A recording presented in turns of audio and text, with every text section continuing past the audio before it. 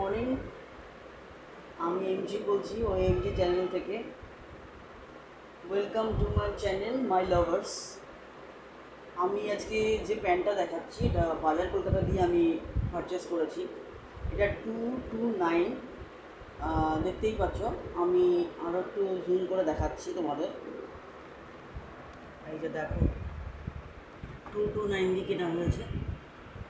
তো আমি জানতে চাইছি, এটা 50% অফ ছিল।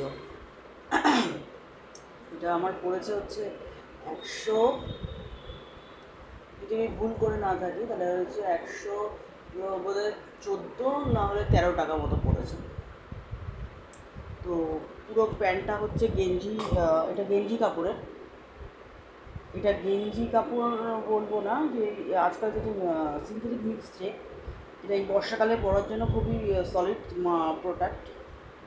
প্রোডাক্টটা খুবই বেটার। তো এখানে একটু পুলকা ডট টাইপের আছে, অ্যাশ আর গোল্ডেনের, আর পিঙ্কও আছে একটু, মানে পিঙ্ক না, এটা রানি রানি টাইপের, ম্যাজেন্ডা কালার।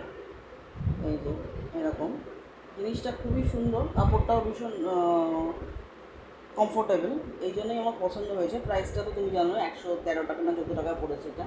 এই প্যান্টটা নিয়ে আমি খুব হ্যাপি হয়েছি কিনে। আর আমার দামটা ঠিক হয়েছে নাকি 50% অফে, তোমরাও তোমাদের বক্তব্য শেয়ার করো। আর আমি তারপরেও বলছি যে আমার একটু খুঁতখুত লাগছে যে আমি যে পারচেসটা করেছি 50% অফে, সেটা আমার কিনে আমি লাভবান হয়েছি না আমার ক্ষতি হয়েছে। তো প্রোডাক্টটা আমার খুবই পছন্দ হয়েছে, প্রোডাক্টটা তোমাদেরও পছন্দ হবে। যে কোনো এক কালারের এই রেড টি শার্ট বা টপ দিয়ে তোমরা পরতেই পারো, বা সালোয়ার স্যুট থাকলেও এক কালারের পরা যাবে এটা।